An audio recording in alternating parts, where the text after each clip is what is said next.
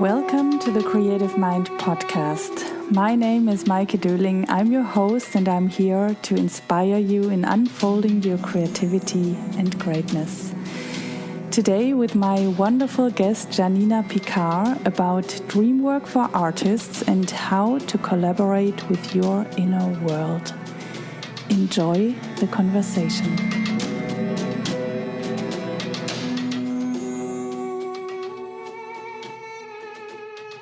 Welcome to the Creative Mind podcast. I'm excited to introduce my new guest today, Janina Picard, who is an actress, voice artist, breathwork and dreamwork facilitator.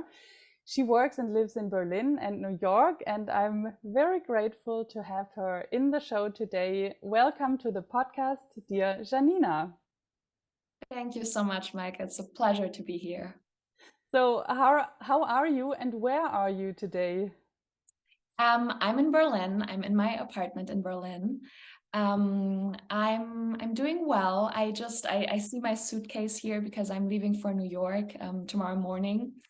I have it all packed, and yeah, I'm doing well. I got home last night from a week of shooting, which was beautiful. We were in a little castle in Brandenburg.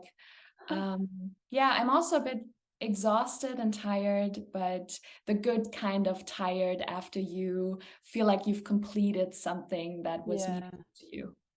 So cool.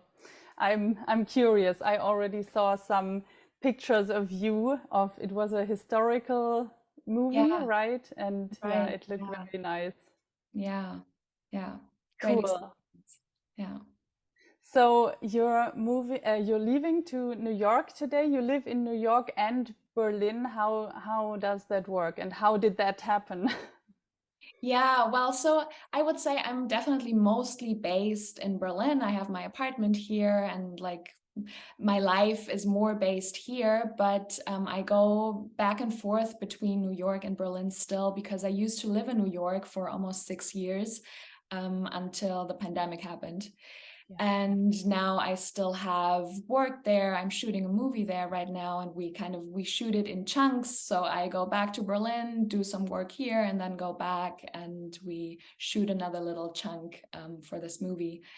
And yeah, well, I ended up in New York basically after I graduated drama school in Germany, out of really a bit of frustration with just how I felt during drama school here in Germany and a bit of the approach. And also I grew up bilingual, German and American English. So I always felt like, okay, I want to go to the States at some point and kind of explore my instrument as an actor more in my other mother language, which is English. So yeah, that was how I ended up in New York, and then I stayed for a while. And then, yeah, I came back to Berlin because of the... So it's also part of yourself, the English speaking. Definitely. My mom spoke English with me when I grew up, and yeah, it addresses a certain part of myself. I notice when I speak English, it's a slightly different part of myself than when I speak. Yeah, I agree. English is not my mother tongue, but it depends on which language you speak. You feel like a slightly other person. I agree.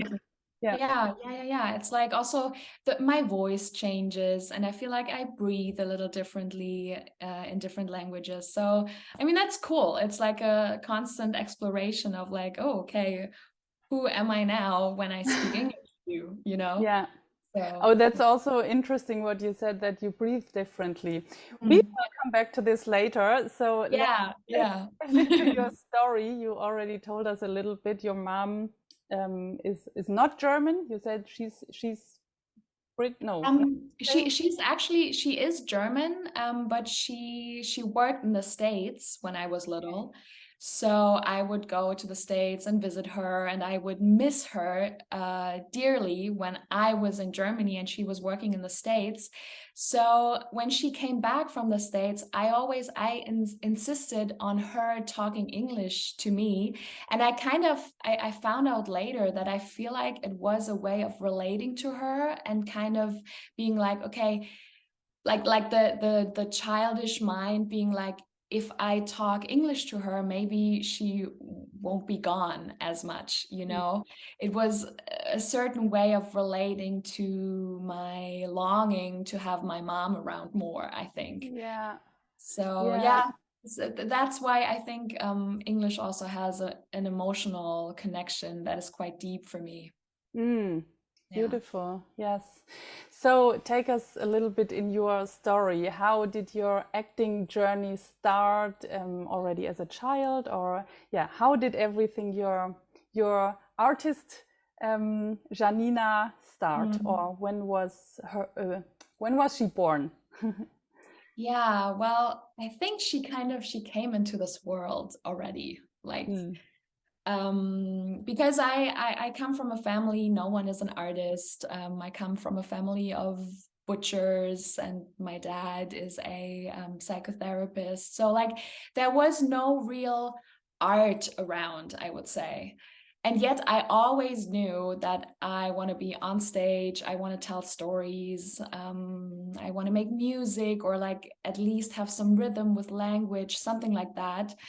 And then I think the moment where I knew I want to be an actor was I was just 5 years old, and I was in a theater with my dad.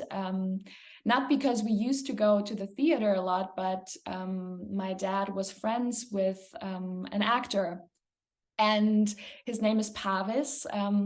He's from Iran, and I was watching him on stage, this guy that I knew from like family dinners, and you know, he would come over, and super nice guy, and he was on stage playing the personification of death. And I remember crawling underneath the chair in the audience and being so scared, really scared to death, how this very warm-hearted man could turn into like the devil and like such a shadow. And I get goosebumps just remembering this now. And I was like, what is happening? This is magic. I want to learn or see whatever this is. And then I told him after the performance, and he was so cute that he then started to take me along to his rehearsals, and he had a little acting group that he was teaching. So I got in contact with the whole approach to acting and the fascination of kind of turning into other people, but still being the person that I know so well. So that fine line that really interested me from that moment on. And yeah, that's I think how my love for it was born. Oh, yes. Oh, Yeah. thank you for sharing this. I can already, yeah, I can see it, this picture, and Mhm. I can feel the fascination of that Yeah. world. So beautiful. How did that go on then? So then, well, I started to join like the little theater group in my small village that I come from. And I started to model a bit when I was in my early teenage years. And I did a lot of music, and then I ended up in this little ZDF series about where I wrote a song, and I ended up in this little ZDF series for kids. Um, and from there, it really started that I got my first agent in Frankfurt. And then when I was 15, I got this bigger part in a SWR Kika series called Romeo featuring Julia.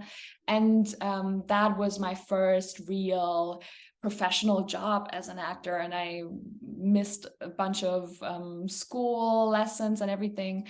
Yeah, and I remember after that whole series that went on for a year, shooting was almost a year long. I was like, okay, I'm 16 now, I'm gonna graduate soon, and I knew I want to be an actor and I have to study this and get into this. And yeah, and then during my Abiturzeit, I basically drove around Germany, going to the different auditions for drama school, like we all did at some point. Yes. And then I ended up in Stuttgart, and I did my bachelor's in acting and voice acting there, and then also my master's. And yeah, and during that time is also when I met my beautiful mentor, Sandra Seacat from the States. And that's how I sort of then ended up thinking about, okay, going to the States and really kind of digging deeper there with her and her work. And yeah, she was the one who really introduced me to Dreamwork for actors. And yeah, from there I landed in New York. I was at the Actors Studio, and now I'm back in Berlin. That's like, Wow. yeah. Stuttgart, my hometown. Oh, Yes. good old Ländle. Yes, Ländle. Wow, okay. So cool. So Yeah. you said you're not coming out of a actor's family, but I feel like you followed your dreams. So like, okay, you went to acting school, then you met your mentor, then you went to New York. Was it always clear for you that you just do it, or did you also have these thoughts, oh, can I do it? And I'm not out of an acting family, you know what I mean? Yeah, I Doubts people have. I mean, the doubts are ever present. Like, Yes. ever present. I don't think they'll ever go away. So yeah, of course I had doubts for sure, but deep down, whenever I really connected with what I want to do with my life, it was always clear.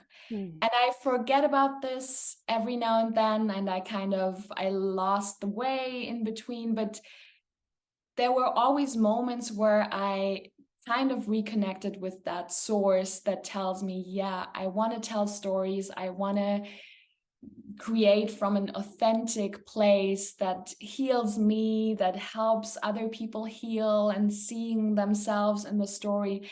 That has always been very clear somehow. Yeah. Beautiful. So it's also a healing, um, or asking differently, what's your why? Why are you doing this? Because I just heard that you also have this healing approach as an actor. Yeah. Yeah. Well, I strongly believe from experience, after doing this for a while now, that if you truly engage with the material that you're given, the character, the world that you step into, if you truly authentically connect with that, you'll always discover new things about yourself. It's always self-discovery, and it's scary, and it's sometimes revealing parts of yourself that actually you want to keep hidden because they're not comfortable.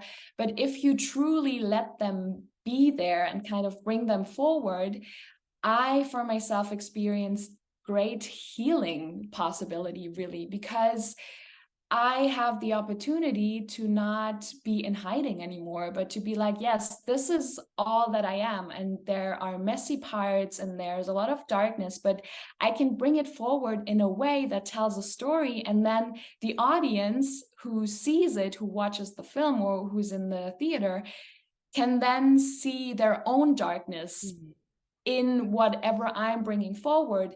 And that point where audience and the actor, or like me as the character, are meeting is like, that's pure magic. And I think if you really approach that from an authentic point with a lot of reverence and gratitude for the work, then yeah, you can experience healing for sure.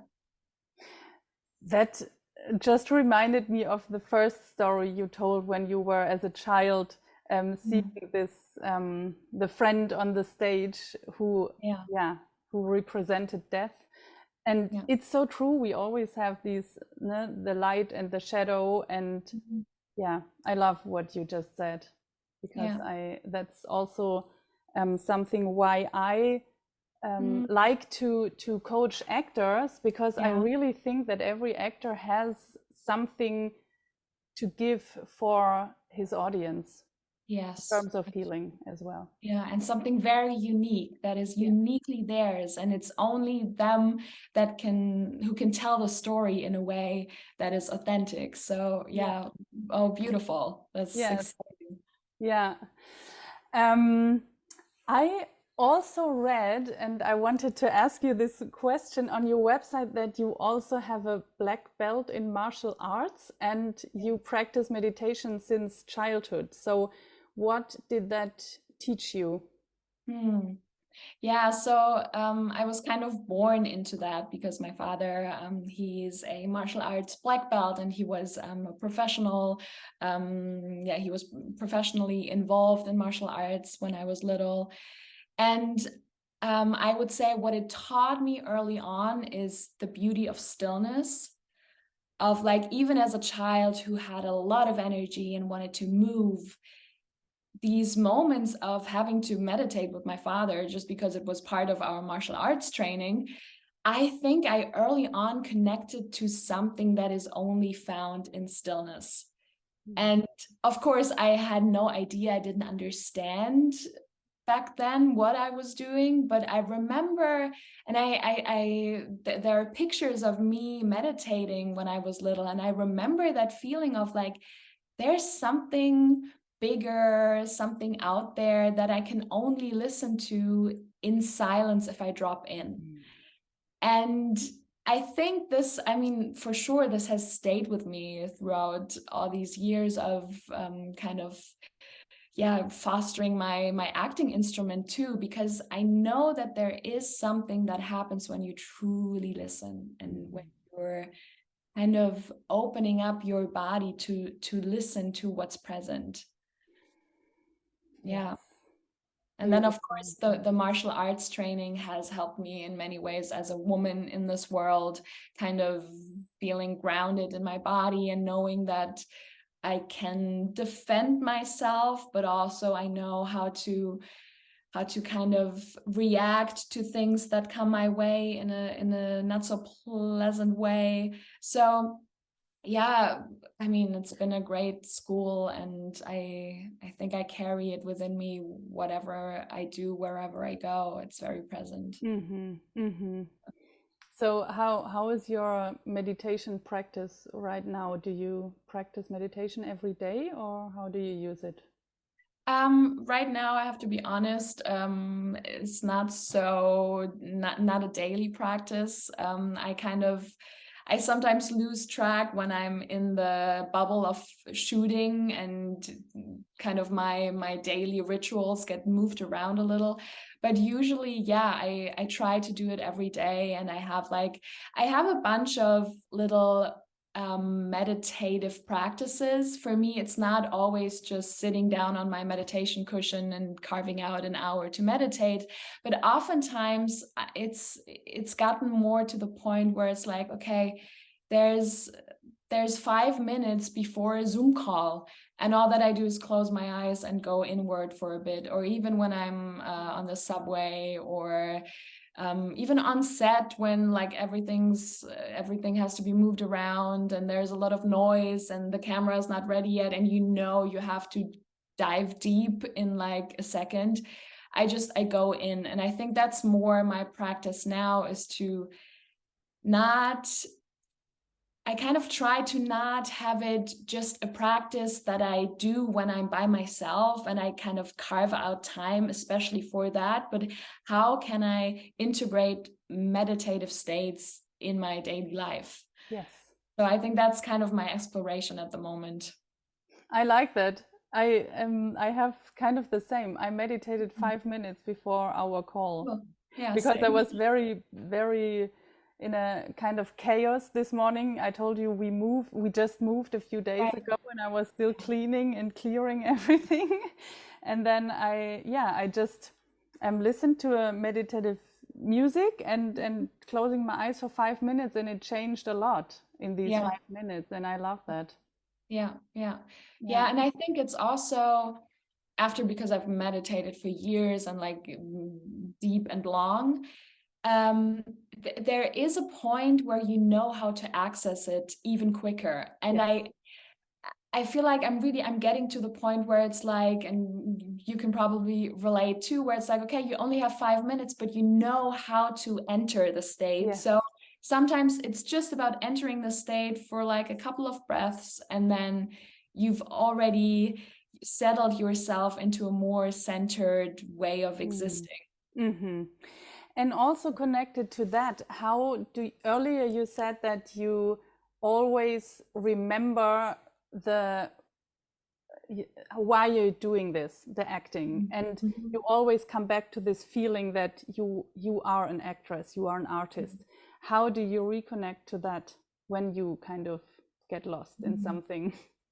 Hmm. That's a great question, because I mean, I get lost all the time. We all We do. all do. Yeah. We get so lost in all the things that we feel like we need to do, and like all this mind chatter. And for me, I would say in the past years, it's really been my dream work practice that has really deepened that relationship to my inner artist and the permission to be an artist. And not only the permission, but I feel a certain responsibility too. Like there's a part of me that knows I have to do this, and this is not about me and my ego and wanting to be a famous actor, blah, blah, blah, but it's more like I got something here, and there's something that I need to do with it.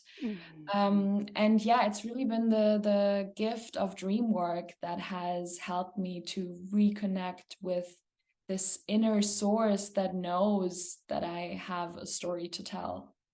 Wow. Okay, so we are back to that point where you said you met your mentor as well in after your or during your studies, and I forgot her name now actually. But she Sandra was Seacat. Sandra?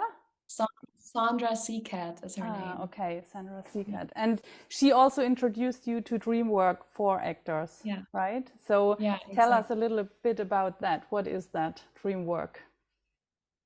Yeah, so it's actually a very ancient practice. Like our ancestors have done it for years. This idea of engaging with your inner dream material, and that's the subconscious material which comes up at night when we're asleep, and we we shut down all the mental chatter that's present during the day, and we kind of dive deep into a relaxed state that just naturally happens when we're asleep. And then all sorts of images, scenes, characters from our inner world come forward, and then we wake up and we're like, what the hell just happened? What Yeah. does that mean, or what's that? And yeah, so Sandra Seacat, sweet, sweet, beautiful angel, she was a part of the Actors Studio, learned from Lee Strasberg, and then merged dream work, so the C.G. Jung dream work, all the studies around dream work. She also learned from Marion Woodman, who was a Jungian analyst. And she merged these two approaches of like the method acting approach and engaging with your dreams, so that you can actually find a deeper relationship with yourself, with your inner material, and with the character. And yeah, that's what I learned from her over years. And yeah, I do it as much as I can. I have my little book here, and like always notes that I have next to my bed, and I write down my dreams. And then there's the next step as an artist to really use your dream material for creative exploration and for creating a character. Wow. Okay. So let's go into that. Yeah, Yeah. that's very interesting. I love dreams, even though Mm. sometimes they are also I also love the not so nice dreams, Yeah. but I love to analyze them. Mm-hmm. So how do you is there a way we should analyze dreams, or is that everyone has to get his own story out of that? How do you do that? So it's definitely super individual. So there's no way you can be like, okay, I dreamt of a horse in a cage. Let me Google this and let me see what Google says about what this means. But rather, it really is, because it is your dream material, it is your horse and it is your cage. It is the inner image that comes forward and that kind of wants to tell you something that you're not conscious of. So it is a really individual way of engaging with it. And it's also this idea that we kind of tend to think after waking up, what did this mean, or what does this mean? And then our mind jumps to those conclusions. But the funny part is that actually our mind is the conscious part. And what we get from the dream is the unconscious material. Oh. So our mind doesn't necessarily know what this means, because otherwise our unconscious wouldn't bother to give us this weird dream image. So the idea is rather to look at the dream and be like, what is happening? What is the experience of the dream? And then the approach can be to really reconnect with the dream in a way that is more embodied, rather than just analyzing it in your mind and being like, yeah, this horse means that, and this is because I hate my boyfriend or whatever. It's more about really feeling back into the energies of the dream that are present. And maybe if there's a very aggressive energy present, and then you reconnect with that and you kind of investigate, where is this present within me right now, or where is it not present at all in my conscious life? And maybe this is a way of my unconscious telling me, hey, this is a part of you that has been neglected. Look at me.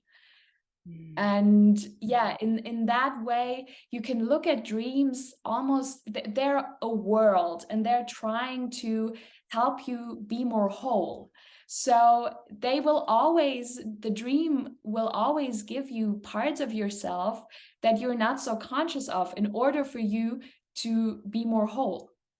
Yes. And yeah, that exploration of like all parts of yourself is the goal, I would say, rather than analyzing and knowing, yeah, this is what it means. Okay, I'm gonna put it away now and never think about it again. But kind Yeah. of stay in relationship. Oh, I love that. Because I'm also one of the persons who maybe sometimes, for example, if I dream of a horse, I look it up on Google. What does it mean to dream of a horse?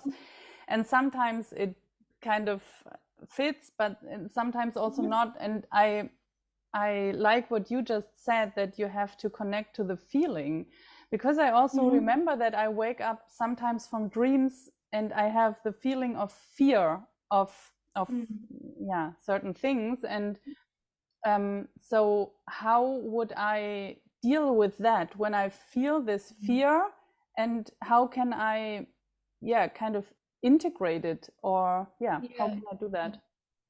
Right. So the first really important thing, especially with nightmares, is to really invite it in and not be like, oh my goodness, this was horrible, and like push it away, because this is what we do all the time. Is something uncomfortable comes our way in our conscious reality and we push it away.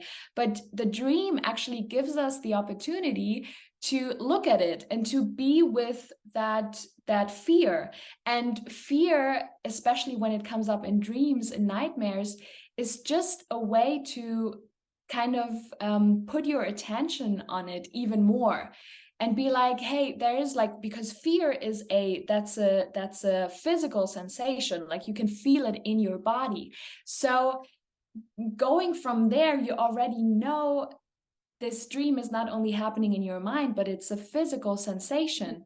And to be present with that and kind of open yourself up to that, and then open yourself up to the characters in the dream that might have scared you and that might have evoked the fear, and to look at those energies. Because usually, if you get scared because there's let's say, a murderer in your dream and he's chasing after you, there's a lot of energy there. There's like this murderer, there's potency and energy.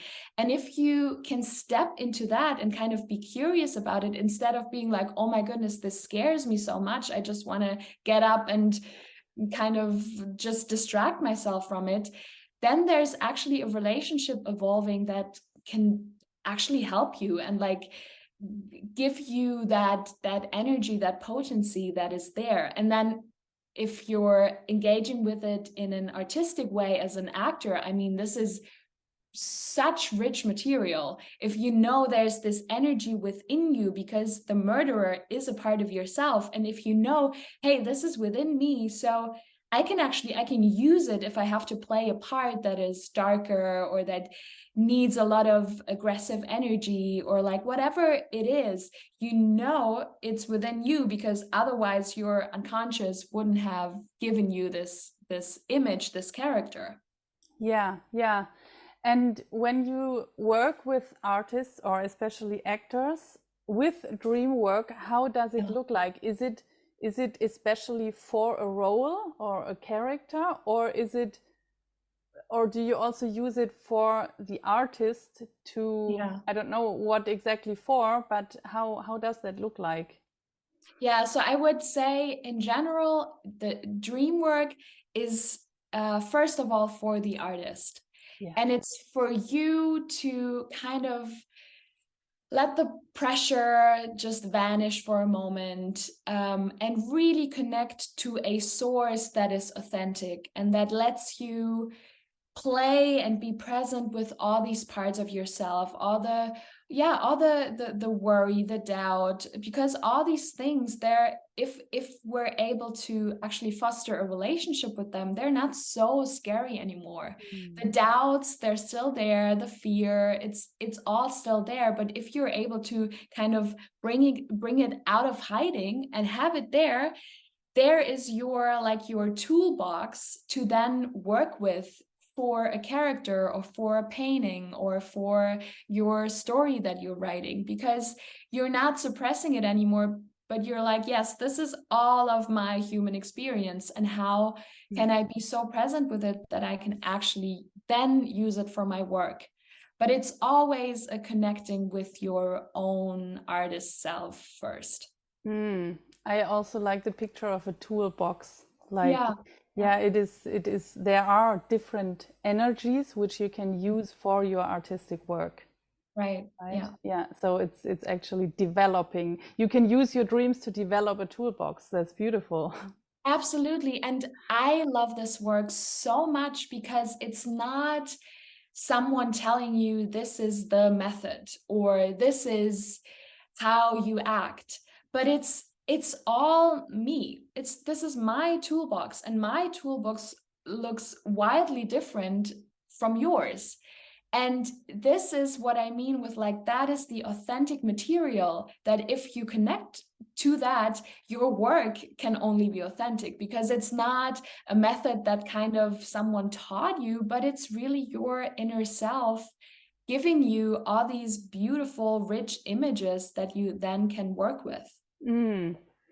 And if you work with an actor, like, tomorrow you have the appointment, does the person have to dream something then in that night, or how do you work then with the artist? So there are different ways.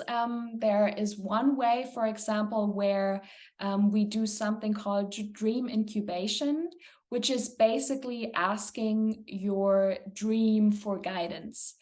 And if I know I have an appointment with an actor and we know he's working on something, this might just be like a very personal thing of like, my relationship to my mother, because I will be playing a daughter with a very strong relationship to my mother in the film.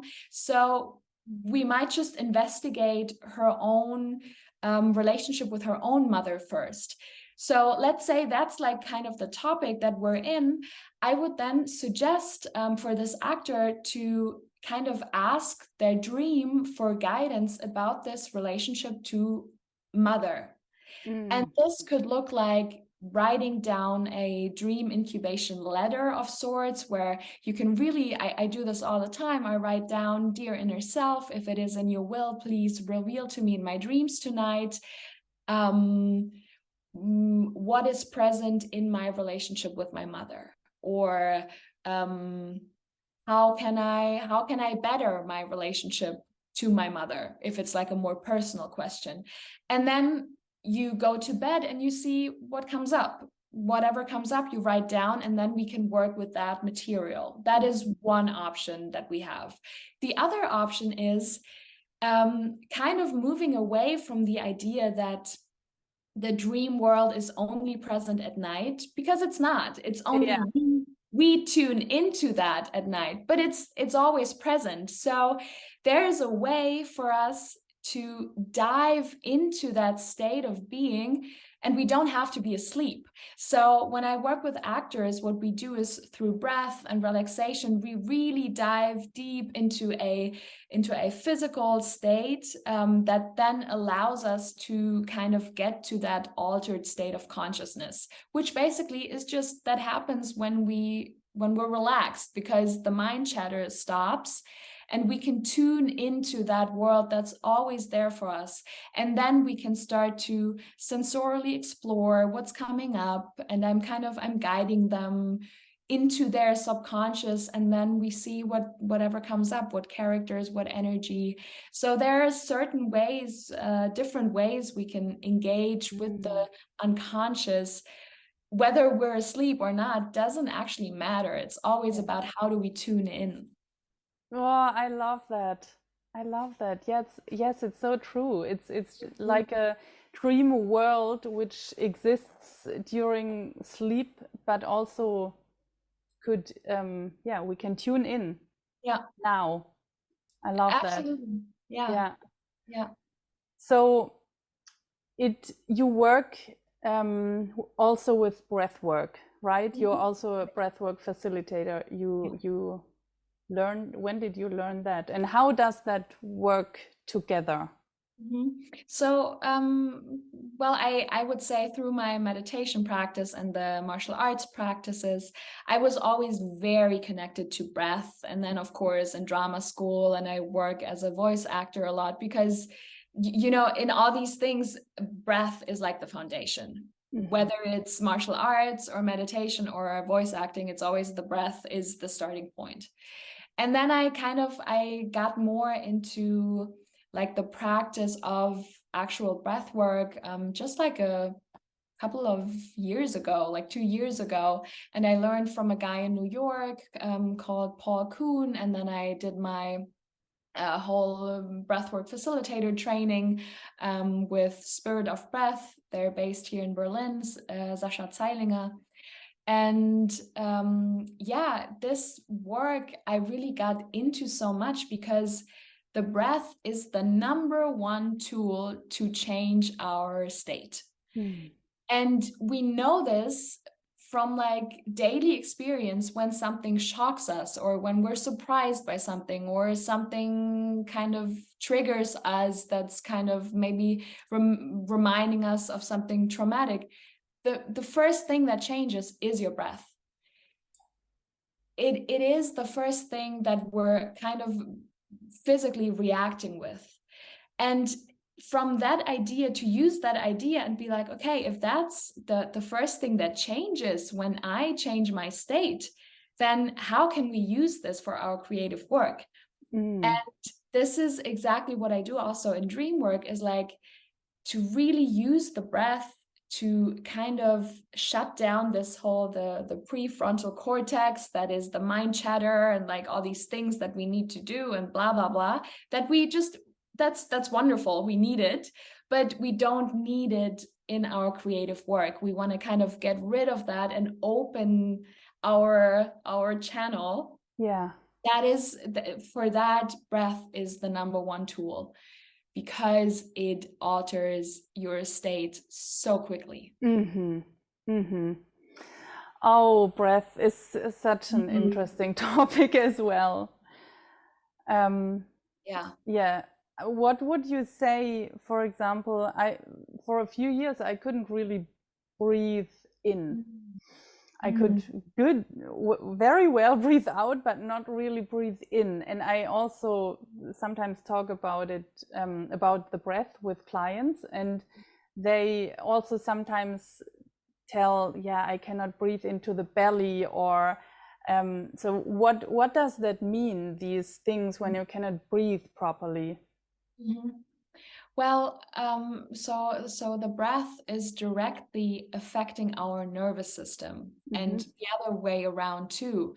So when we're kind of in a sympathetic state of the nervous system, which is like this fight and flight and doing things, and like this is a certain mode of our body where it just switches to anxiety almost. It's like it's this ancient thing that our ancestors had of like fight and flight. This is about life or death, and that is still ingrained within us. And what happens often is that we kind of stay in this sympathetic state of our nervous system, and then if that's the case, we really physically can't breathe because our whole system is in this mode of fight and flight. And it's not important for you to breathe down into your belly right now if you're being chased by a lion, which is you know where this was actually born. This sympathetic state is from our ancestors who were chased by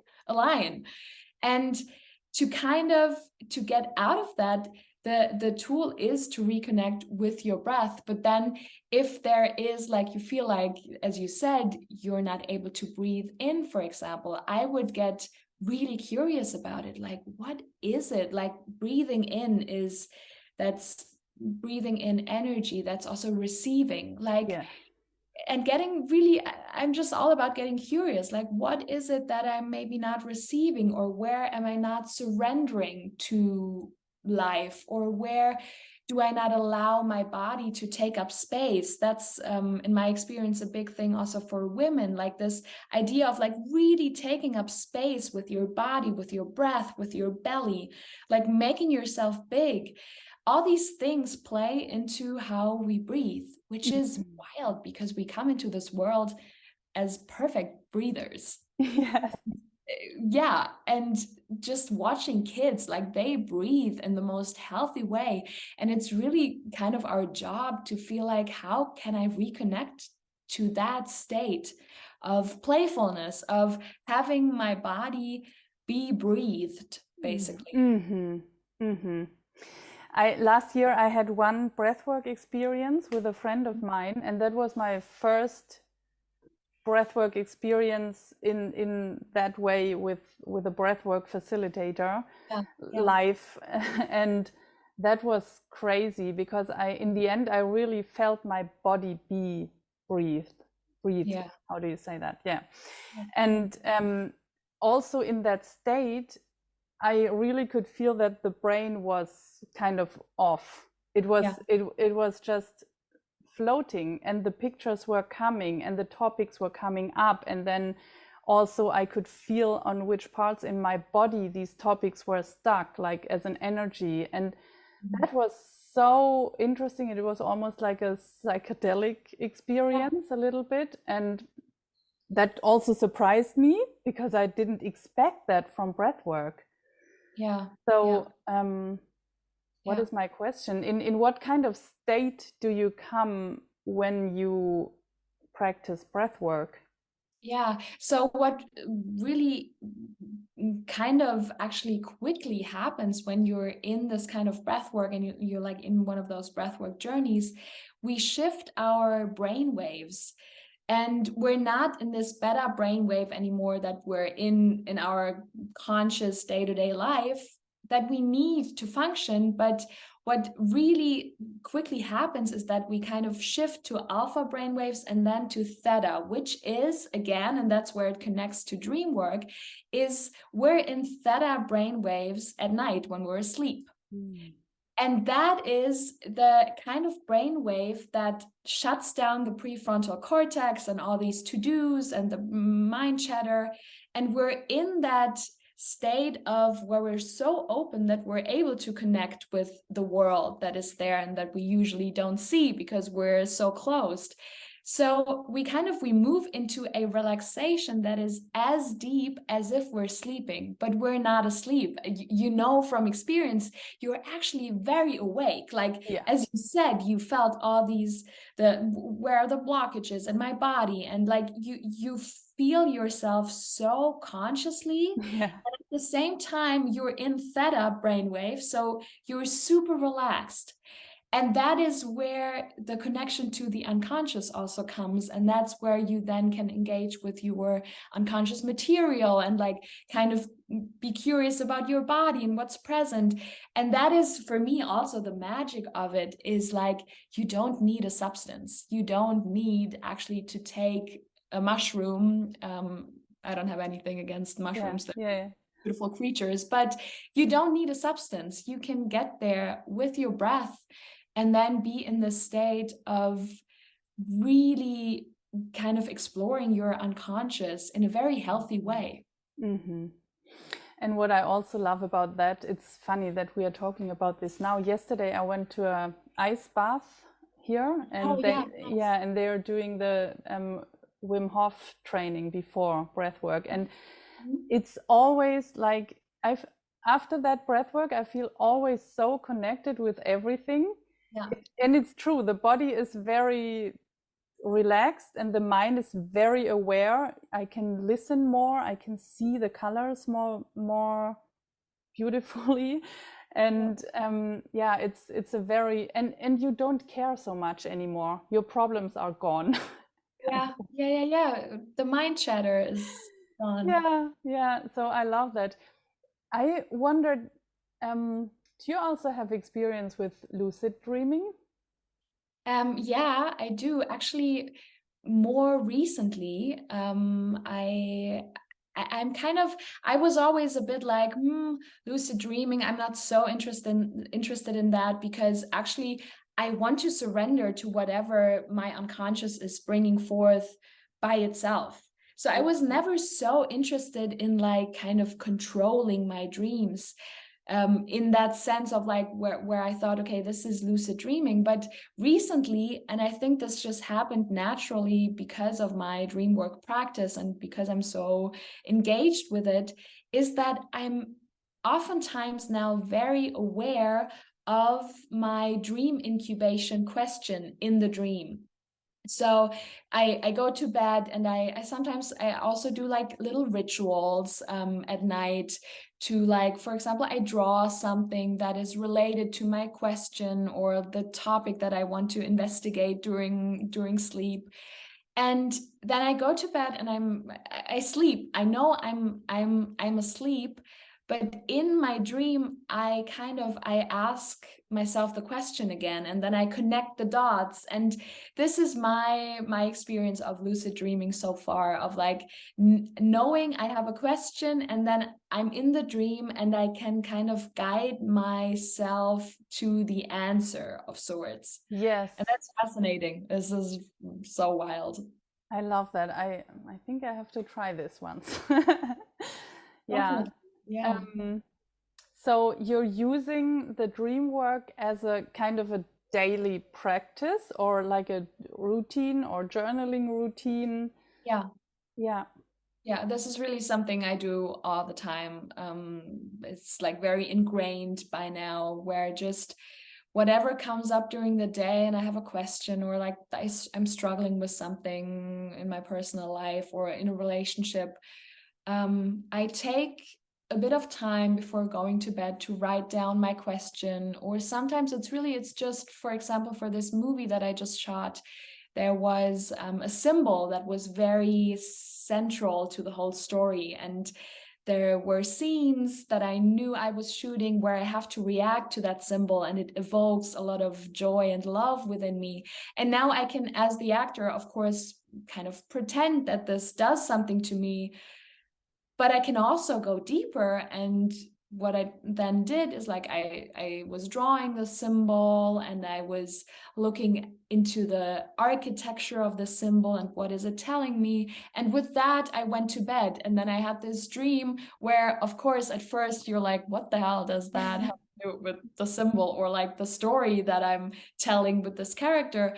But this is one lesson that I learned over the years, is to never dismiss your dream, because at first our conscious mind is like, what is that? That's bullshit. That doesn't have to do anything with what I want to know. But your unconscious is bringing something forth that you're not conscious about. So of course your conscious mind is like, what's that? What, that doesn't help me at all. But your unconscious is like, well, actually here it is, and you've never seen that, so you're confused because this is new. And yeah, so this is something that I do all the time. I ask little questions and I write them down. I do like these little rituals, and it's so much fun. Like I don't want to miss it anymore. It's almost like a lifestyle that also it brings a lot of joy to your life, knowing that you're not just zoning out at night, but you can really use this time in a way that helps your own growth. It's fascinating. I'm fascinated by this. Yes, I Yeah. really like what you said, just to take it as a kind of lifestyle. It's yeah, Mhm. that's it's Mhm. I love that. And it's Yeah. also kind of, for me, it has a very playful component, like also switching between these states. I love that as well. I'm also working with brain Yeah. waves and getting in creative states, and I love these yeah, to practice to switch the state of the brain and of Right. our Yeah. conscious yeah, also being in the in between state between the really the consciousness and the subconscious, and Yeah. it's fascinating.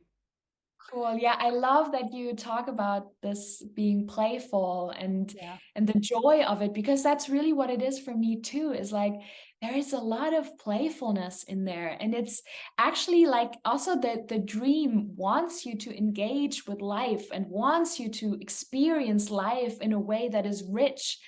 And to really engage with that is really joyful. It brings me a lot of joy, and it's actually again like reconnecting to a more childish experience of the world, where we were all like, what is this? We were curious all the time. We were changing states as we were playing with our friends and kind of getting into these role plays and stuff, and to kind of reconnect with that and be like, this is the pure creativity that we all experience this as children. So how do we kind of tap into that again, and from that from that place of playfulness, create? Yeah. Oh, Yeah. this, it feels so rich. So It like is. we can take everything out of the different worlds and use it as an actor, artist. Absolutely, absolutely. And it's never ending. It's a never ending source, because also we are always changing. So like to really know that this is a source without bottom, basically. Mm, yes. Fascinating. Wow. So if somebody listens to this now and wants to start with, yeah, to use this tool maybe for himself or herself, what would you, yeah, what would you say? How can people start with it? So there are like little steps that you can start with. For example, at first, I would say first step is to get curious about the question that you have. And the question, because questions are really a critical point in any self-growth or creative work, is like to really ask a good question. And this could be a personal question, like how can I improve my relationship to food? How can I improve my relationship to my husband? Could be something like that. Or you have to play a character in a couple of weeks, and you kind of get curious about the character. Like, for example, what part within me is character X, is Clara? And kind of really finding a question that resonates with you. That's the number one step, I would say. And with that question, then create a little ritual before going to bed. This could be just lighting a candle or making a little drawing, making whatever. If it's the relationship to your husband, maybe drawing a heart or looking at a picture of him or her, or kind of engaging in a way that brings your heart into the arena, I would say. And really just fostering a relationship to your question in a way that is creative, that comes from the heart, that is rooted in your body. I do like I dance to music before going to bed, or just listen to it, and move with it, and kind of find a way of engaging with the question that invites in spirit, in a way that is grounded. And then with that, you go to bed. You can write a little letter like, "Dear inner self, if it is in your will, please reveal to me in my dreams tonight how I can improve my relationship to my boyfriend, my husband, my girlfriend." And then go to bed, see what comes up. And then the most important thing is, the moment you wake up, write it down, or have your voice memo on your phone ready, and just whatever is still there, write it down, record it. Because at night, our short-term memory is asleep. Yeah. So when we wake up, the short-term memory is not active yet, and we don't actually remember anymore. So this moment between being asleep, waking up, before going to the bathroom, really writing down, recording your dream. And sometimes it's not the whole thing. Sometimes it's just a little, sometimes it's just you remember, or I dreamt of a white horse, and that's all you remember. And maybe you remember the fear. So then you write down white horse, fear, and you kind of, you stay with that, and with the idea that the dream world is always there for us. See what comes up during the day. And sometimes, even if we don't remember the dream at all, be open to what happens during the day. Because then sometimes, I'm sure this has happened to you before too, is like you walk around and you see this tree and you see the leaf falling down, for example, and you're like, wait a second, I dreamt of a dream of a tree last night. And then you kind of remember these bits and pieces that are present still. So yeah, writing down your dream, and throughout the day being curious about little synchronicities, little signs, little symbols, whatever comes up. And yeah, from there, there's a vast opportunity to engage with the dream characters. And yeah. Yeah, I love that. It's kind of, okay, you wake up, you write that down, and then you go into your day, and then you see what kind of magic happens. Because sometimes really, I know these moments when you kind of forget about it, and then you see something or somebody on the street, and you think like, what? This is the magic. And I think that's how how the magic happens for me. Yeah. Absolutely. Absolutely. Yeah. It's tuning into the magic. It's always there. Yeah. I just had a thought, because I was thinking a lot about dreams, not the dreams we have during the night, but we know that it's all connected. I was talking about our dreams, like the visions of our future lately.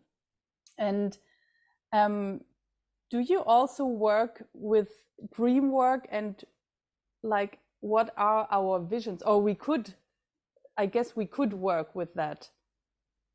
Do you know what I mean? Definitely.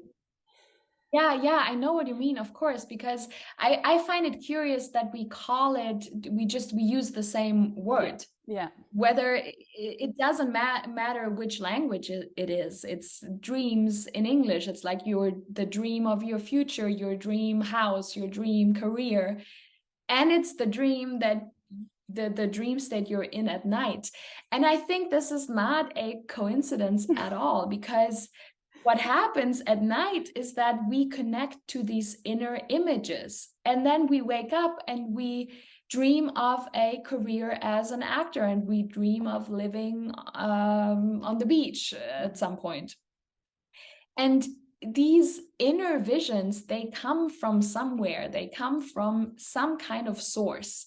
If they're an authentic dream. If it's like, if you have the dream to be a millionaire and drive a Ferrari at some point, and it's not really connected to source, it's not really authentic to you, then it's a different kind of story. But if it's something that really matters to you, if it's your career as an artist and you see these visions of yourself having an exhibition with your artworks, then it comes from a source that is the very source that we access at night too. Yeah. So I really truly believe that engaging with the inner material helps fostering our vision out there, because it's kind of, with art, it's always about having the inner vision so ready that we're able to bring it out, because that's what we do as actors, artists, writers, is like we make the invisible that only we see visible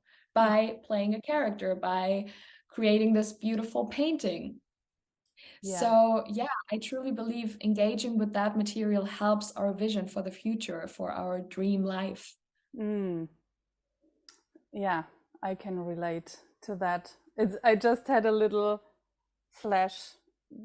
You were talking about this because I realized that, okay, I have to share this now, but this is very private, but I have to share it now.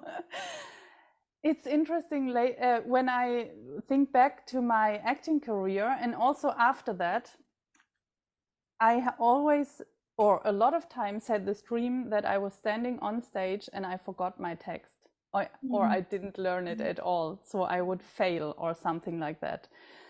And when it comes to like vision work, or when I did that with different coaches and in different programs, and it was always, when it always comes to one essence in the end. And I have a lot of times this picture of me standing on a stage, and it's interesting now, I just connected these two and thought, I think at that time I had a lot of fear of failing in following my dream.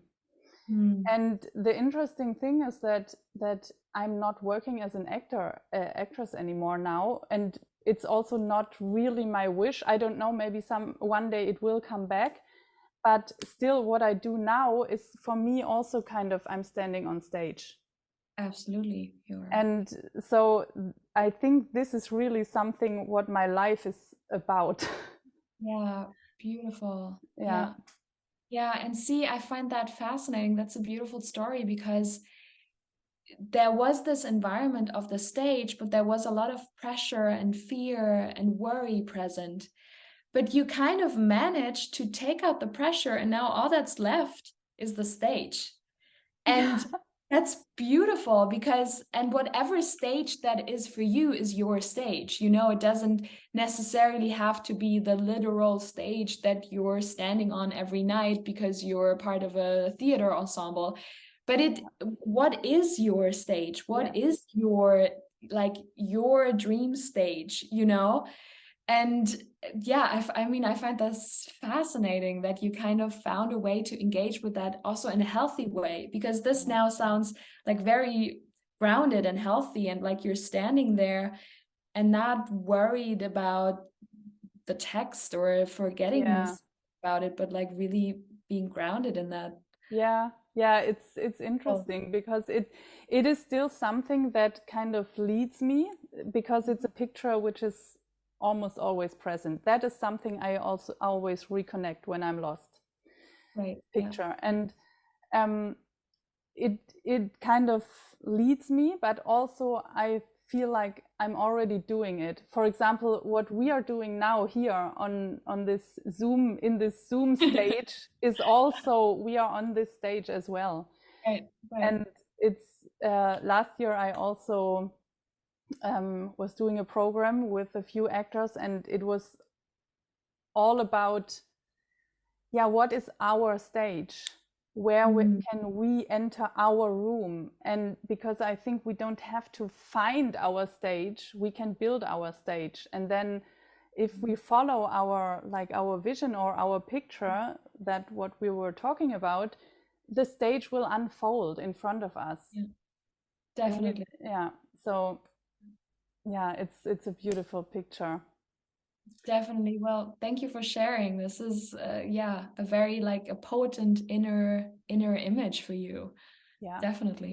Yeah. Yeah.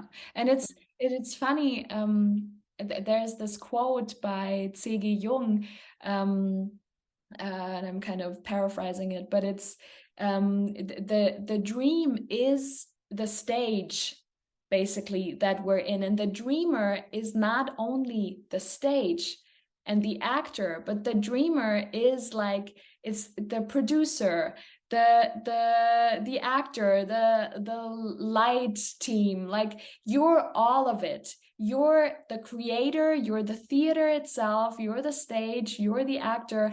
And to also look at your dreams, like your nightly dreams, in that way of being like, yes, all that is present there is me. The horse is me, the piano is me, and I am also the one dreaming. So yeah, to engage with images, inner images, in that way, where I am standing on stage, but I'm also the stage myself, and I'm the creator of my stage, is like, that's also so empowering. That's what I Yes. love too. It's so empowering. It's not I'm sitting here waiting for the next job, which we all have experience with that, but it's like actually engaging with something that is really authentic and creative within yourself, and using that rather than waiting for the next opportunity. Yes. Oh my God. I heard a sentence also of one of my mentors, and she said, sometimes it's not so but sometimes it's not so much about the dream, it's more about the dreamer. And that very much relates to what you just said for myself, because it's really about ourselves. We are the dreamer and we have the material inside. We are the ones who connect to the source, and we are the ones who unfold it. So we have to work on ourselves and the dreams will unfold. Absolutely, absolutely. And that's what I also like very humbly kind of learned, and still am learning from Dreamwork, is like there's this vast world that we're in our dreams, and like all these characters, but my own body, my own imagination is creating that. It's nothing outside of me. It's me that is creating that, and it is me that brings forward all these different energies. And to kind of embrace that and be like, yeah, I'm really the creator of my world. I'm creating crazy worlds every night. Like everyone, like every human being on this earth creates these worlds at night. And to kind of take that with you in your day-to-day life, and in your engaging with your career and your dreams, and being like, if I can do that at night, how do I make this now visible and kind of put it into the dense reality that we're in during the day, and kind of materialize that in a way that we're in charge. We're the creator, we're the dreamer, as you said. Yeah.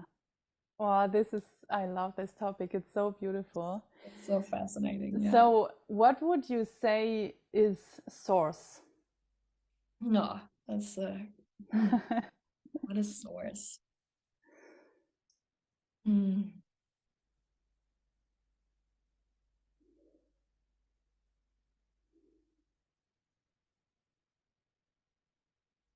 Well, I think probably we as human beings, um, we experience it through breath, I would say. And it's a hard question to answer, because I feel like it very much lives in silence. Yeah. Yeah. So like all the words that I now could come up with, they're not doing justice to what source is. It's a feeling, it's a connection, it's the opening of the channel. It's something very ancient, and something that also connects to future. Yeah, I feel like it's in the silence. I love that. Mm. I feel like I don't want to add Right. something to that. Yeah. I think Yeah. it was the moment after I asked the question and you closed your eyes and was sitting like that, and I closed my eyes as well. And I think that was Yeah. it. Absolutely. Yeah. Yeah. Mm-hmm. And I think it also has to do with a lot of things we were talking about today. Like, I agree that we connect to that through breathing, or when we do breath work, when we tune into the dream world, when we connect to ourselves. And yeah, I think everyone has to experience it, him or herself, Yeah. what that feeling is. Yeah. Yeah. And the But beautiful, that's what we are all connected with each other, what connects us. absolutely. And we all come from source Yeah. and we all go to source. And it's kind of on us to have this moment in between the coming from source and going back to source, to find our way to dip into source whenever we can.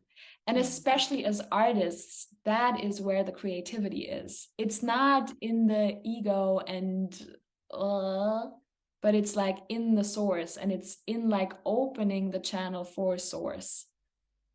And that's why it's a gift really to be an artist, because that's our job. Oh, thank you for bringing this in. And this will be my one of the last questions. How, because that is so important, because I think that's, for example, what happened to me, I think, as well, in the back, when I think back to my acting times, that I was very much pressured by the industry, and but what I thought I have to bring and so on. But I think I truly believe that it is all about connecting to ourselves and unfolding it. So how do you as an actress connect to this source, and or what helps you to tune into that state? Mm-hmm. Mm-hmm. Well, I'm just thinking about, because I just basically right now come from set and from this experience of shooting, which is always, we all know, like there's so much pressure and there's no time and chaos, and like there's so many things that kind of pull us away from source. And then the camera is rolling and your job is to connect to source. Yes. It's really wild. It's a crazy job that we have there.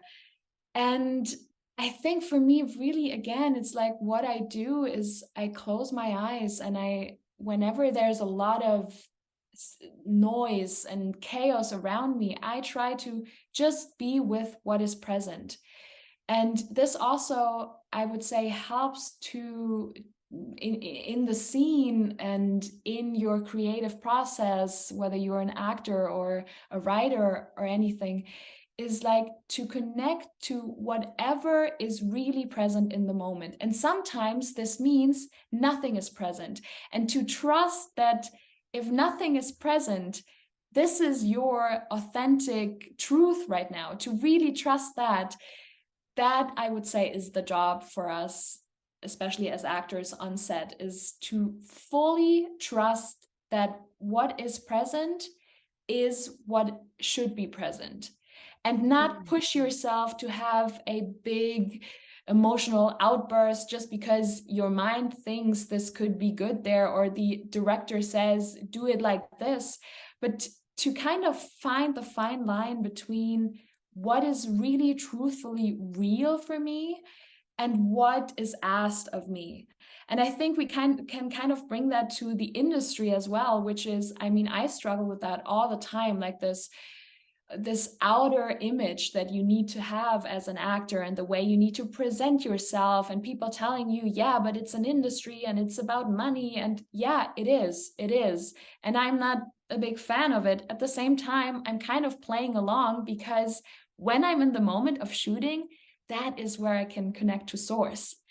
And it's such a fine line, and I have my big struggles with that. But to navigate, I mean, this is really something that I'm working on right now too, to navigate the outer demands of the industry and finding your way to stay truthful to your source and bring that together in a way that feels aligned is really, I think, the job of the artist, is to always find the alignment within the noise. Yes.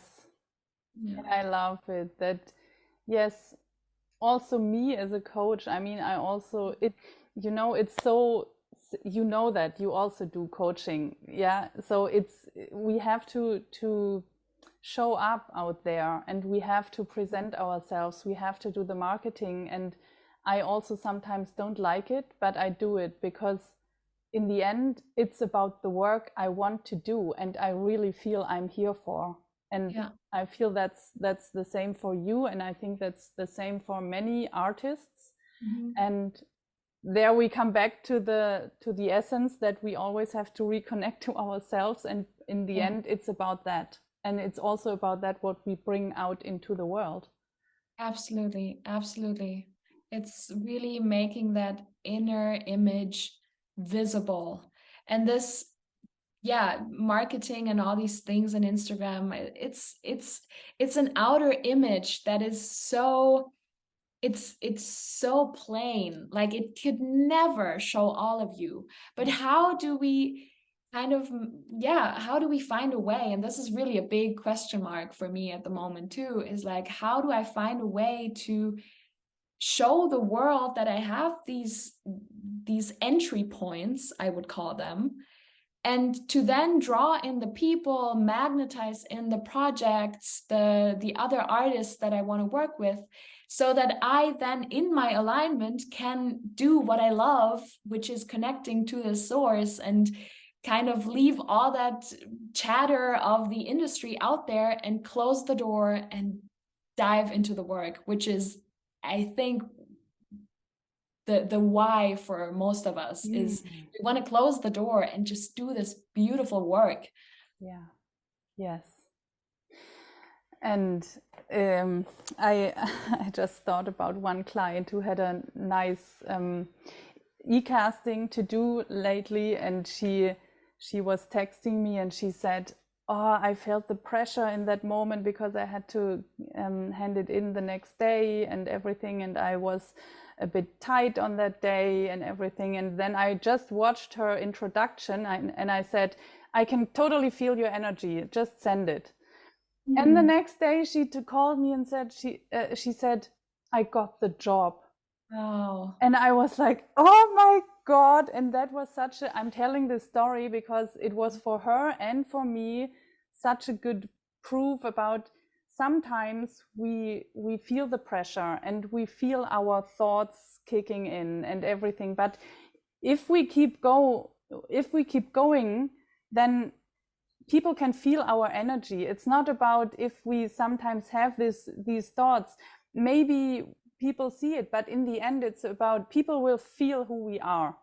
Yeah. And I think that's about what we are sending out. Sometimes it's also not so much about what exactly I'm saying, it's more about the energy I'm sending out, also for me as a coach. And so I think we can trust that if we work on ourselves, if we work on the dreamer, then we will send the energy out, even though sometimes we don't breathe properly, or if we feel a bit tense or whatever it is, there will always be something, but we can trust that we did the work and we are sending something out.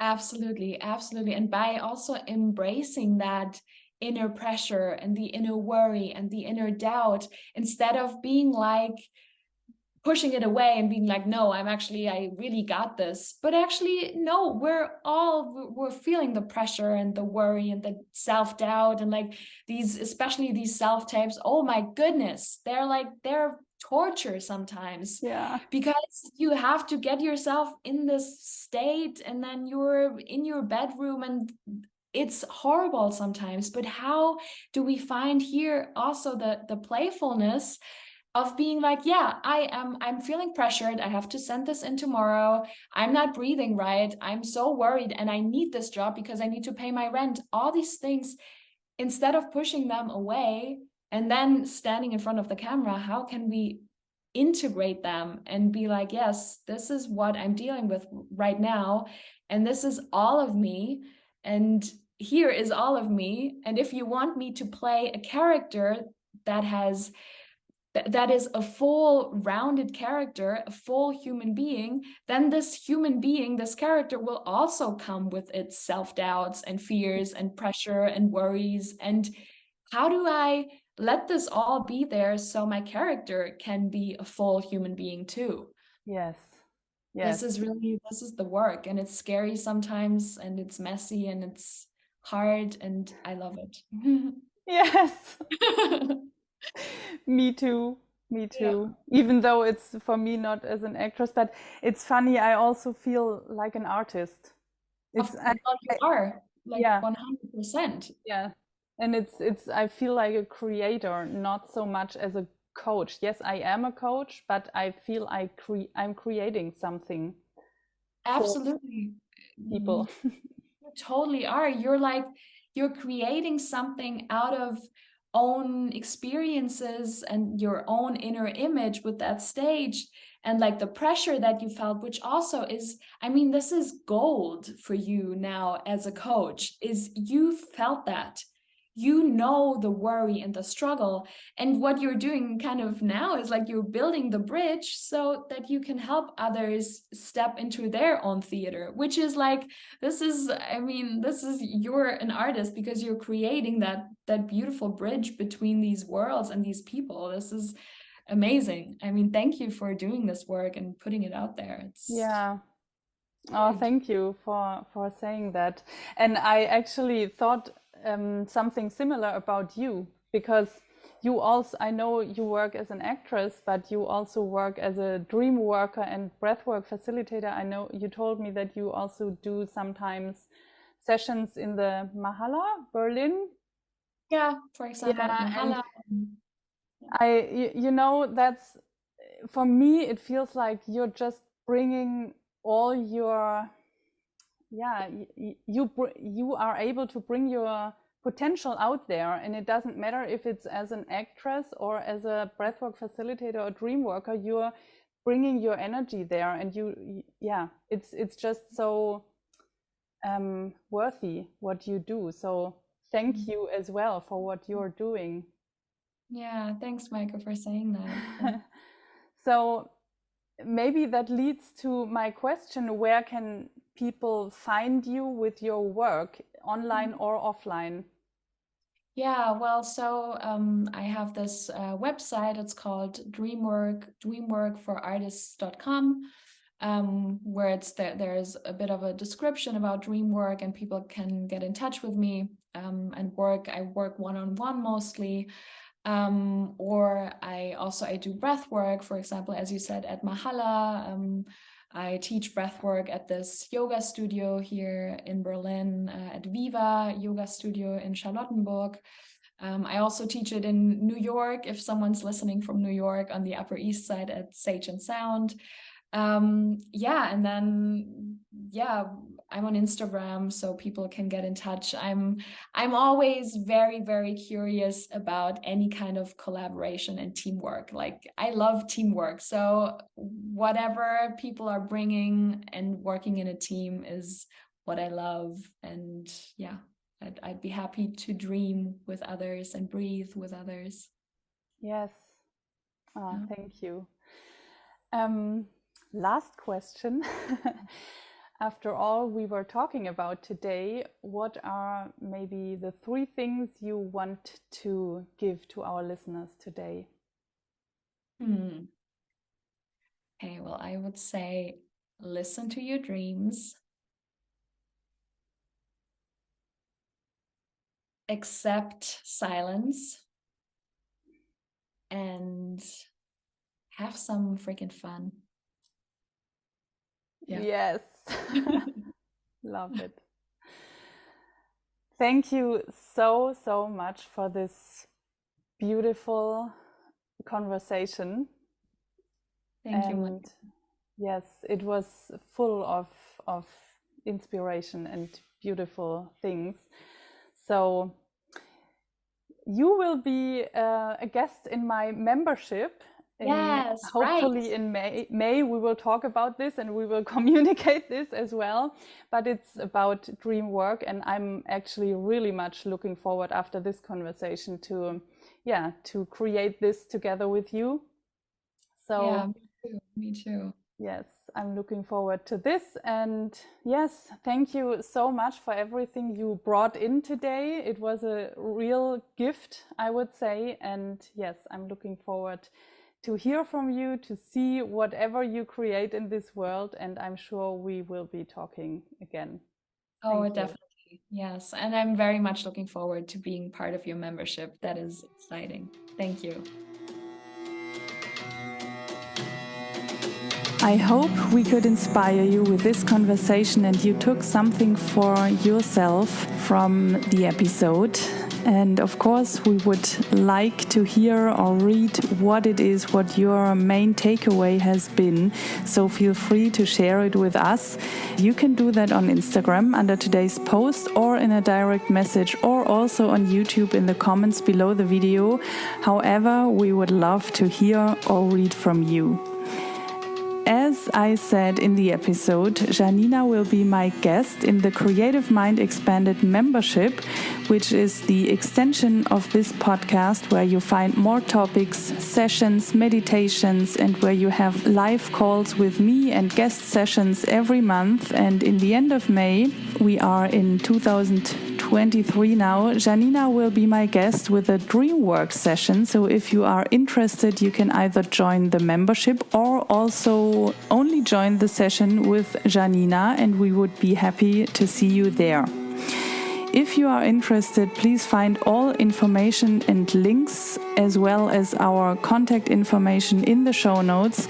Leave us a comment, review, or like on YouTube, Spotify, or any other podcast app. And if you liked this episode, share it with your friends, colleagues, and family who might also be inspired by this conversation. Thank you so much for listening, and I hope to see you in the next episode again.